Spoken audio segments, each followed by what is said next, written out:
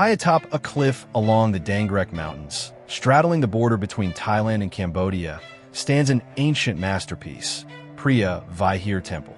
Carved from sandstone and devoted to the Hindu god Shiva, this temple has witnessed centuries of shifting kingdoms, wars, colonial treaties, and modern political battles. Its stone causeways and staircases have felt the footsteps of both pilgrims and soldiers. To understand why this monument, now a UNESCO World Heritage Site, became the center of one of Southeast Asia's longest-running territorial disputes, we must journey back to the temple's origins nearly 1,000 years ago. Preah Vihear's construction began in the early 9th century during the reign of the Khmer Empire, a civilization that dominated much of mainland Southeast Asia for centuries. Unlike Angkor Wat, which sits in a sprawling lowland plain, Preah Vihear was built on a dramatic escarpment, granting sweeping views across the Cambodian countryside. This location was not only religiously symbolic, representing a bridge between the earthly and divine, but also strategically significant. From its heights, rulers could control trade routes and monitor military movements between the Khmer heartlands and the territories to the north. For the Khmers, the temple was more than a place of worship. It was a testament to their engineering genius and a declaration of their dominion over the region. As centuries passed, the fortunes of the Khmer Empire waned. By the 15th century, Siam, the precursor to modern Thailand, emerged as a dominant regional power. Political boundaries were fluid, shifting with the outcomes of wars and alliances. Preah Vihear changed hands multiple times. In the 18th and 19th centuries, it lay in a borderland where Siamese and Cambodian influence overlapped, with local communities navigating loyalties to both. This delicate balance would be forever altered when colonial powers arrived in Southeast Asia. In the mid-19th century, France established a protectorate over Cambodia, integrating it into French Indochina. The French, seeking to define borders clearly, negotiated a series of treaties with Siam. The 1904 and 1907 Franco-Siamese treaties aimed to delineate the frontier between the two nations, using natural features such as watersheds as reference points. French surveyors produced maps, including the now famous Annex I map, which placed Preah Vihear within Cambodian territory. However, evidence suggests that Siamese officials may not have fully realized the implications of this mapping at the time. For decades, the map's existence was known, but not a matter of contention. Preah Vihear remained under effective Thai administration, and pilgrims from both sides continued to visit. The calm ended in the mid-20th century. After World War II, the geopolitical landscape shifted. France's colonial grip weakened, and Cambodia moved toward independence, achieved in 1953.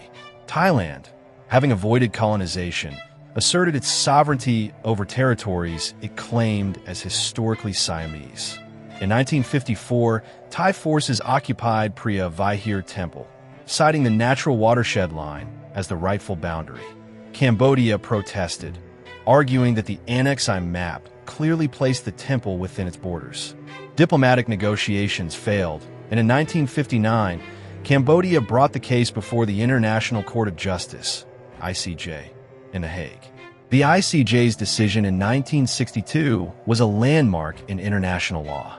The court ruled, by a vote of 9-3, that Preah Vihear Temple was situated in territory under Cambodian sovereignty and that Thailand was obligated to withdraw any military or police forces stationed there. The decision rested heavily on the principle of acquiescence, the idea that Thailand had accepted the map for decades without formal objection.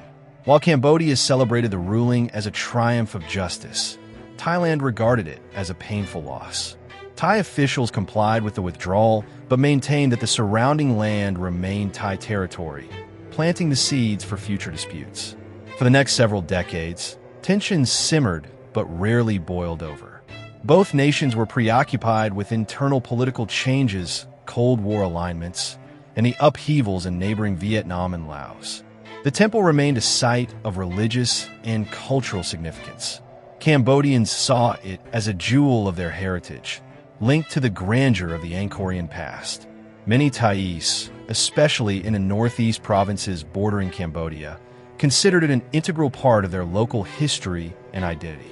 This dual symbolism meant that any perceived encroachment was felt as both a political and cultural insult. The dispute returned to the forefront in the early 2000s, sparked by Cambodia's campaign to have Preah Vihear inscribed as a UNESCO World Heritage Site. Thailand expressed concern that such recognition might prejudice future negotiations over the surrounding territory. Nevertheless, in July 2008, UNESCO granted the designation, with Cambodia as the sole applicant. For many Thais, this was seen as a diplomatic ambush. Nationalist protests erupted in Bangkok, and anti-government movements accused Thai leaders of betraying national interests. The political climate in both countries became increasingly volatile, and the temple dispute became a rallying cry for nationalist factions. The situation escalated dramatically in 2011. Following a series of small-scale clashes in 2008 and 2009, February 2011 witnessed the most intense fighting in decades. Artillery shells, mortar rounds, and small arms fire were exchanged across the border. Both sides accused the other of initiating the violence. The fighting damaged parts of the temple and forced the evacuation of thousands of civilians from nearby villages. Analysts pointed to multiple causes: deep-seated historical grievances, domestic political instability in Thailand, and Cambodia's desire to assert sovereignty. ASEAN, the regional association tasked with promoting peace and cooperation in Southeast Asia, attempted to mediate. Indonesia, serving as ASEAN chair at the time, proposed sending observers to the disputed area. While both sides agreed in principle, progress was slow. The ICJ, responding to a Cambodian request, issued an order for both nations to withdraw military forces from the immediate vicinity of the temple and establish a provisional demilitarized zone. Though large-scale clashes ceased, sporadic skirmishes continued throughout 2011. Beyond politics and military maneuvers, the Preah Vihear dispute reveals the powerful role of cultural heritage in national identity. For Cambodians, the temple is a tangible link to their ancient civilization, a symbol of resilience after centuries of colonization, war, and genocide. For many Thais, it represents a shared cultural history that predates modern borders, as well as a reminder of times when Siam was a dominant regional power. The temple's architecture, inscriptions, and religious symbolism speak to a period when political boundaries were fluid and cultural exchange was constant. Yet in the modern era of nation-states, such sites often become markers of exclusion rather than unity. Today, Preah Vihear stands restored and visited by tourists, but the border around it remains sensitive. Maps in Thai and Cambodian schools still depict the disputed area differently. Nationalist rhetoric can easily reignite tensions, especially during periods of political instability. The 1962 ICJ judgment settled the question of the temple itself, but not the sovereignty over adjacent land.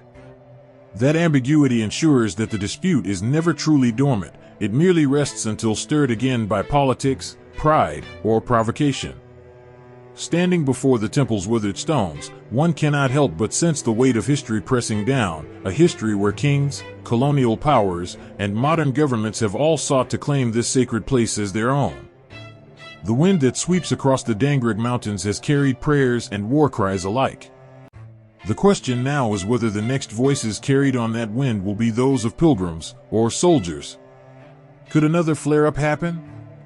History is full of battles, but the greatest one is keeping their stories alive. Subscribe now and never miss the moments that changed the world.